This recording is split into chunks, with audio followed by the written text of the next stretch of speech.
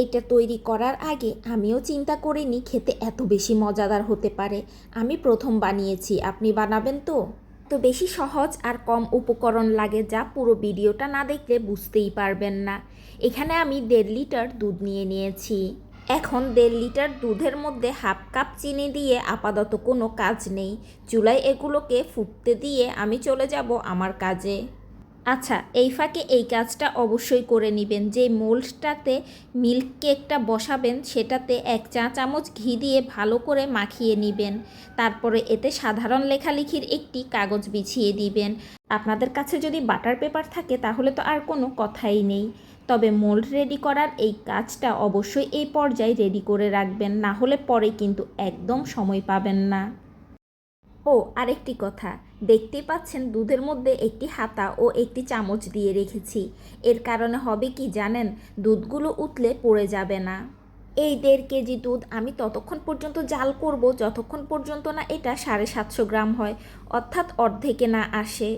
দুধ জাল করার সময় অবশ্যই খেয়াল করে প্যানের গায়ে যে মাওয়া বা সরগুলো লেগে থাকবে সেগুলো অবশ্যই খুঁচিয়ে খুঁচিয়ে উঠিয়ে দিতে হবে। এতে করে মিল্ক কেকটা খেতে একটু বেশি মজাদার হবে। আর দুধ কমানোর এই প্রক্রিয়ার সময় অবশ্যই বড় প্যান ব্যবহার করবেন, এতে করে চুলার হাই হিটে দ্রুত দুধগুলো কমে যাবে। আর এই মিল্ক কেক তৈরি করার জন্য দুধটা যেন ফুল ক্রিম হয় সেদিকে খেয়াল রাখতে হবে। আপনারা দুধ নির্বাচন করার সময় সম্পূর্ণ ননিযুক্ত দুধটাই ব্যবহার করবেন। আমার দুধটা প্রায় 750 গ্রাম হয়ে গিয়েছে। এখন আমি এই দুধের মধ্যে দিয়ে দিচ্ছি 1 টেবিল চামচ টক দই। আপনাদের হাতের কাছে যদি টক দই না থাকে তাহলে আপনারা হাফ চা চামচ লেবুর রস দিয়েও ছানাটা কাটাতে পারবেন। তবে হাফ চা চামচের বেশি যেন কিছুতেই না হয়। আর এই হাফ চা চামচ লেবুর রসও 2বারে যোগ করবেন। দুধগুলো লক্ষ্য করুন, হাতার গায়ে ছোট ছোট দানা দেখা যাচ্ছে, তার মানে ছানাটা কাটতে শুরু করছে। এই পর্যায়ে অনেকে আবেগবশত ছানাটা কাটতেছে না ভেবে আরও টক দই বা লেবুর রস যোগ করবেন না। মনে রাখবেন, আমি টক দই এবং লেবুর রসের যে মেজারমেন্টটা দিয়েছি এর থেকে 1 ফোঁটাও বেশি দিতে যাবেন না। এতে করে ছানাগুলো ফেটে যাবে, আর এই ছানাগুলো একেবারে ফাটিয়ে ফেলা যাবে না। এই ছানাগুলো এমনভাবে তৈরি করতে হবে যাতে হালকা দানা দানা হয়, কিন্তু দুধটা একেবারে ফেটে না যায়। কথায় কথায় আমি হাফ চা চামচ এলাচ গুঁড়ো দিয়ে দিয়েছি। আর আপনার হাতের কাছে এলাচ গুঁড়ো না থাকলে আস্ত এলাচটাও ব্যবহার করতে পারেন, পরে উঠিয়ে ফেলে দিবেন। প্রায় 3 মিনিট পর লক্ষ্য করুন, দুধগুলো কেমন ছানা ছানা হয়ে যাচ্ছে, কিন্তু পুরো দুধগুলো ফেটে যাচ্ছে না। এভাবেই জাল করতে থাকতে হবে এবং দুধগুলোকে একেবারে শুকিয়ে ফেলতে হবে।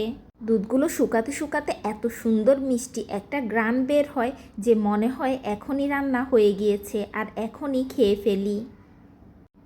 লক্ষ্য করুন, দুধগুলো যখন এরকম শুকিয়ে আসবে এ পর্যায়ে অ্যাড করে দিচ্ছি 1 টেবিল চামচ ঘি।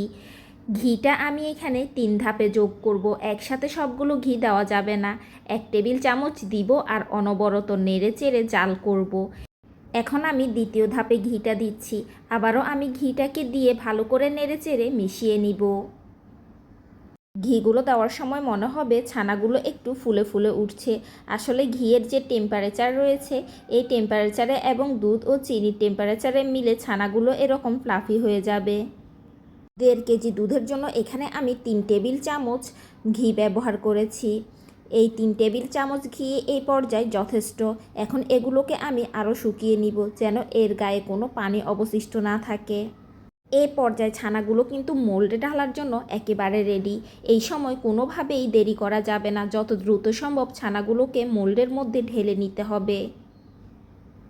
ছানাগুলো যখন মোল্ডে ট্রান্সফার করবেন দেখতে পাবেন যে ছানাগুলো নিজে নিজে ফুলে উঠছে, অর্থাৎ ছানাগুলো আরও প্লাপি হচ্ছে। এই রেসিপিটা যদি পারফেক্ট হয় তাহলে এই পর্যায়ে দেখবেন যে ছানাগুলো এরকম নিজে নিজে প্লাপি হয়ে যাবে, আর এগুলোকে স্প্যাচুলা দিয়ে তেমন একটা ঠিক করার প্রয়োজন হবে না।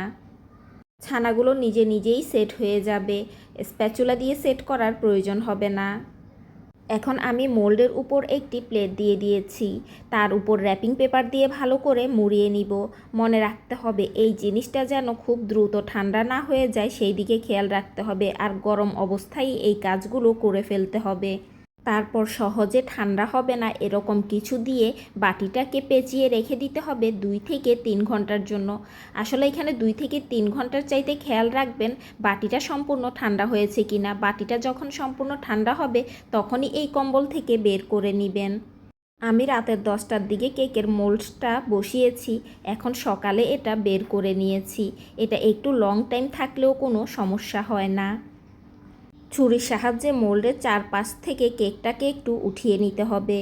কেকটাকে মোল্ড আউট করে নিতে হবে। উপরে বিছিয়ে রাখা কাগজটা এ পর্যায়ে উঠিয়ে ফেলছি।